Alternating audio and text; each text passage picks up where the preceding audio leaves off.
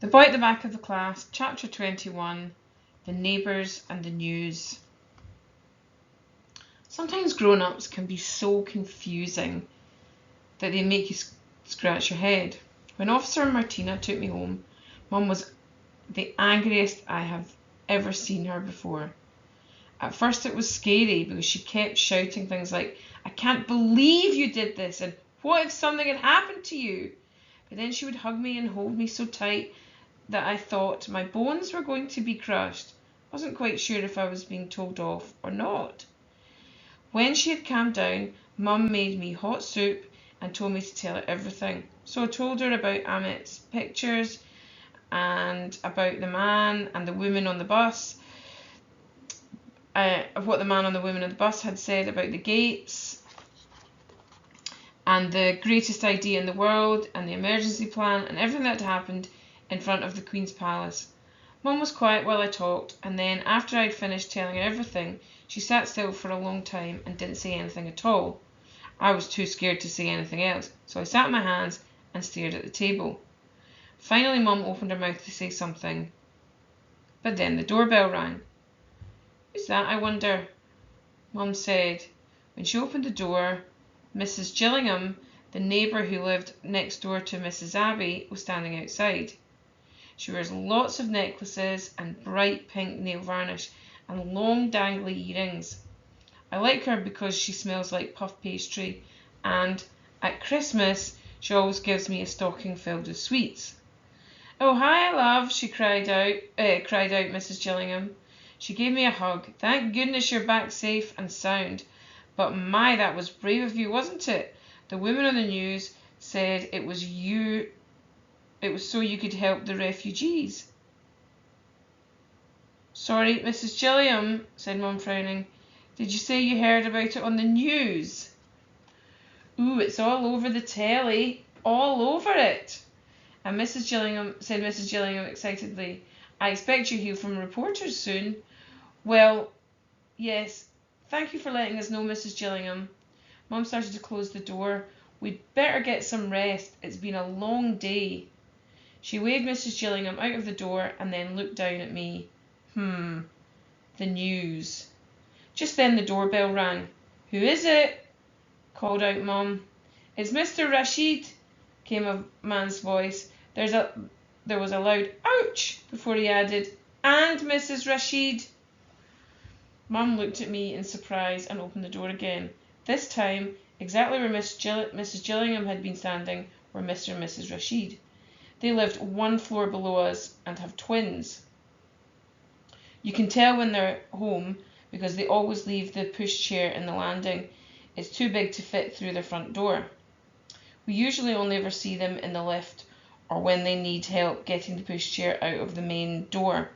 But I liked them, especially Mrs. Rashid, because she wears the brightest clothes. Once she wore a long, flowing dress that had millions of tiny sequins on it and made her shine like a goldfish. She's always smiling and laughing with the babies, and Mr. Rashid likes to shout out the cricket scores to anyone he can find. But this was the first time they had ever come to our flat. "Hello," said Mum. Mrs. Rashid held up her phone. "We've just read all about it," she cried, shoving it into Mum's hand and pointing to a news story with a picture of lots of palace guards standing around someone lying on the floor. "You were so brave. Now the Queen herself can't ignore what's happening to those families. I haven't slept for months thinking about it. Months. It makes me so angry. All those poor people with their little babies, just trying to just live. We sent baby clothes and shoes whenever we can, but we don't have much money to spare," continued Mr. Rashid, his voice suddenly heavy and wobbly. "And now," Mrs. Rashid spotted me over Mum's shoulder and bent down. "Oh, you darling, please let me hug you." I hesitated for a moment. I don't always like being hugged, but Mrs. Rashid seemed nice, so I slowly walked over to her and let her hug me and then hugged her back. "If your refugee friends needs any help, any at all, please tell us," she said, touching my cheeks. Yes? Promise? Said Mr. Rashid, his eyes big and serious. I nodded, because I knew Amit would probably like Mr. and Mrs. Rashid and wouldn't mind me asking them for help. Good. Now you take care, grinned Mrs. Rashid, as he and... Whoops, that was Mr. Rashid. Good. Now you take care, grinned Mr. Rashid, as he and Mrs. Rashid turned away and headed down the stairs.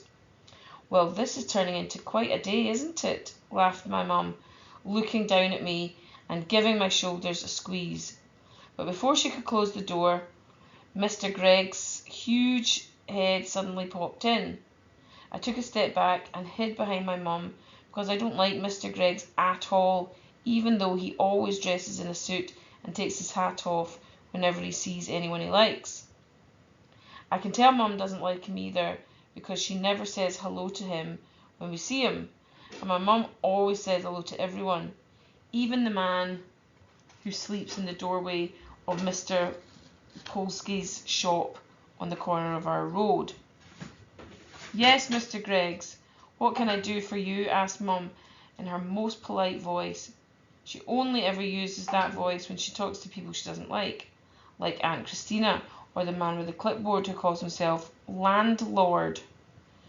Mr. Greggs cleared his throat and said, I've just dropped by to say that your daughter there would do well to mind her own business.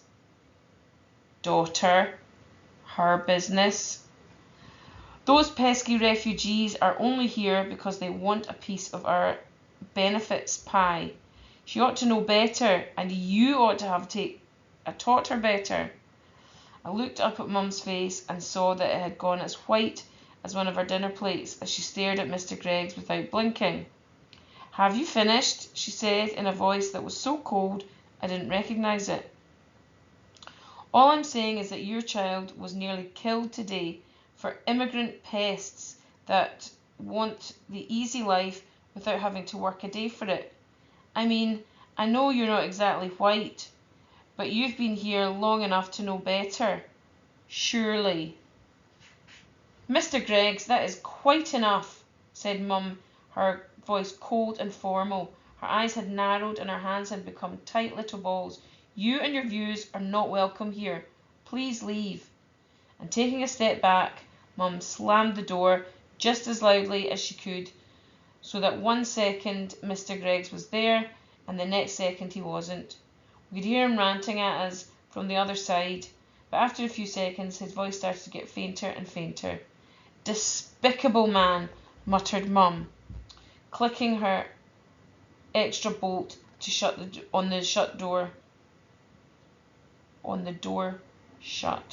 clicking the extra bolt on the door shut. With his dinner jackets and silly neckerchiefs trying to cover up his bigotry. Why is he so angry, Mum? I asked, slipping my hand into hers. And why did he call refugees pests? Because he's a heartless, selfish man who hates everyone far too much to want to help anyone, said Mum, even refugees like Amit. Oh, I said, wondering how anyone could hate someone who was running away from bullies and bombs. Mr. Greggs had clearly never met someone like Amit before, because if he had, he could never have been so horrible about anyone who had to become a refugee. Now, let's forget about Mr. Greggs and go see what the news is saying about you, shall we? She ruffled my hair and then went and switched on the telly as I did a running jump onto the sofa. After a few seconds, a newsreader flashed up onto the screen. Her voice was warm as she said, Today, an incident at Buckingham Palace added a few extra steps to the changing of the guard ceremony as a 9-year-old child ran out and intercepted one of the Queen's Coldstream guards. As she talked, the picture changed and I appeared on the screen, running out of the crowd and reaching up to touch a palace guard's arm, with Tom just a few steps behind me. I looked so scared that it made me wonder how I had done what I did. I had never ever seen anyone I knew on the television before, and it was the strangest thing in the world not only to see myself on it, but to have done something that a newsreader was talking about. It transpired that the child in question wanted to hand in a note for the Queen, appealing for help on behalf of a refugee boy searching for his parents, following their joint escape from the ongoing conflict in Syria. We are expecting an official response from Buckingham Palace later this evening. Mum quickly flicked over to the next channel. Another newsreader was talking, and behind him was another picture of me, looking shocked and scared. The Queen's Guard had an unexpected encounter today as a young child broke through the barriers during the famed changing of the guard ceremony. It is said the attack was made in protest against the government's poor handling of the refugee crisis. "I didn't attack anyone," I cried out. Mum nodded but didn't say anything. Instead, switched the channel to another newsreader. This third newsreader confused me the most because he said a 9-year-old child sparked a terrorist alert today after disturbing the changing of the guard ceremony and raising wider questions around security. Mum leaned over and turned off the sound. "I didn't want to hurt anyone," I said, trying not to cry. "Why do you think I am a terrorist?" Mum sighed sadly and, opening up her arms, pulled me towards her. "There are lots of silly people in the world, darling. People who are so afraid of anyone who doesn't look like them, or dress like them, or eat like them, or eat the same food as them, that they call other people, even children like you, all sorts of silly names." "But I eat everything," I said, confused, "except broccoli and baked beans. And what's wrong with what I wear?" "Nothing at all," said Mum. "But they still might be scared of you because you don't look like them," she said, stroking my hand. "So I'm scary just because I look different?" I asked. Mum nodded. "Yes. Silly, isn't it?" I leaned back against my mum and fell into deep thought. That's when your brain falls down into a giant hole in the middle of your mind and has to try and put all the pieces of a thought together so that it makes sense. And because your brain is working so hard, you can't think or talk about any or see anything else. All you can really do is think about the deep thought. The deep thought my brain had found was wondering how anyone could be scared of me just because I don't look like them. Everyone in school looks different and likes different things, and has parents who come from all different kinds of places. Tom's mum and dad come from different places in America, one called Florida and the other called California. Michael's mum comes from a place called Nigeria, and his dad comes from France, which is why he always goes on lots of holidays and has even seen a giraffe and an elephant in the forest. Josie's mum comes from Barking and her dad comes from Bradford, which is why they speak differently, and her dad always sounds like he's asking a question even when he isn't. Mum and Uncle Lenny were both born in a faraway place I've never been to called Indonesia, and my dad was born in Austria. Mrs. Abbey once said that I was lucky to have parents from different places because it meant I never needed to go on holiday to get a suntan. I like looking like I have a suntan, and I like everyone being different. It would be too boring if everyone is exactly the same as each other. "Mum," I asked, because the deep thought was starting to give me a headache, "does that mean the Queen's special guards were scared of me too?" Mum looked at me and asked, "Did they seem scared of you?" "No," I said, after thinking hard. "They were nice." "Well then," she replied, stroking my hair, "the thing you have to remember is that for every silly person who's afraid of you, there are at least 20 people who aren't silly at all." "Okay," I said, feeling better. It was good to know that there were more nice people in the world than there were silly people in it. Just then a face popped up onto the television screen. "Mum, look, it's the taxi man!" I shouted excitedly. "He took us from the station to the Queen's Palace, and he wouldn't take our money." Mum put the sound up and we both listened as a big red sign with Stan O'Connell, taxi driver, popped up underneath the picture of his smiling face. They were just kids, he was saying cheerfully. Innocent kids, you know? A man standing next to him, who must have been the reporter because he was holding a microphone, said, "And you didn't get the impression that they were planning any sort of protest or attack?"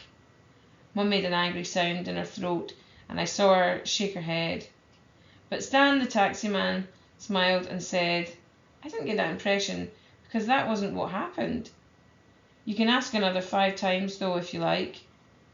That made Mum burst out laughing, and she said she was glad I had met a cabbie who was as good and as funny as my Uncle Lenny was. Just then the phone started to ring. It was my Uncle Lenny, checking to make sure I was okay. And after he rang, lots of other people rang too. But they weren't people we knew, they were reporters from newspapers. In the end, Mum turned the phone off and said it was time to put this adventure to bed, because tomorrow would bring with it a brand new adventure to go on. Mum let me go to bed a whole 30 minutes late that night because I wanted to watch the news again. Lots of people had taken pictures and videos of me running onto the road. It was strange seeing things that I hadn't been able to see for myself at the time, even though I had been there and it all happened to me. I hadn't realised how exciting it had been. As soon as I had run out onto the road, the police had started shouting and moving the crowd back and surrounded me in a big circle, and all the special guards had stopped playing their drums and trumpets and slammed the palace doors shut. It felt as if I was watching a movie starring someone that looked like me but wasn't me at all. I lay in bed that night trying to make sense of everything that had happened, but my brain felt fuzzy and tired, so in the end I gave up and closed my eyes. None of it really mattered anyway. What mattered was that we had given our note to the special guards, and they had given us their word that they would tell the Queen about Amit. And just as soon as they did, she would send out her special guards to find Amit's family before the gates closed shut. And it was too late.